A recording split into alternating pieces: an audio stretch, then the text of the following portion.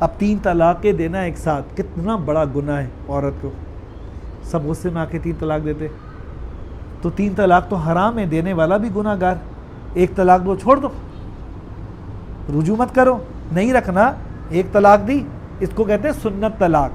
سنت طلاق کا مطلب یہ نہیں کہ حضور سنت کا مطلب طریقہ ہے. سنت کا مطلب ہوتا ہے طریقہ, اچھا طریقہ.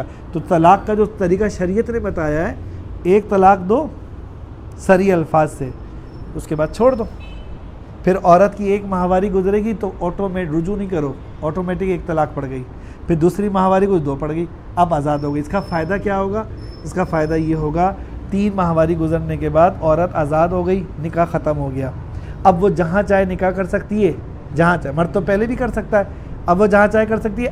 اب فائدہ کیا ہے؟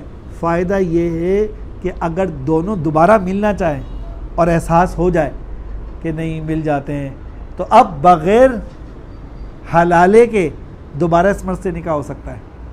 حلالے کی ضرورت نہیں پڑے گی. حلالہ جو ہے اللہ نے سزا رکھی ہے, اور حدیث میں آتا ہے, مفہوم ہے.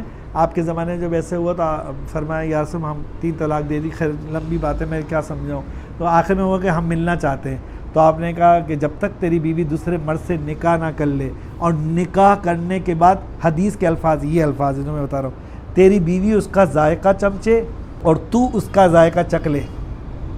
صحبت ضروری ہے, صحبت کے بعد حلال ہو سکتی ہے. یہ اللہ کی طرف سے تجھ بے غیرت کے لیے سزا ہے کہ 3 طلاق ایک ساتھ کیوں دی. اور پھر آپ نے فرمایا کہ حلالہ کرنے والے پر بھی لعنت, اور جو کروا رہا ہے اس پر بھی اللہ کی لعنت. حلالے کا بھی ایک طریقہ ہے, اس کی وجہ سے پھر لعنت نہیں پڑتی. کس کو پتہ ہے؟ وہ کسی کو بھی نہیں پتہ.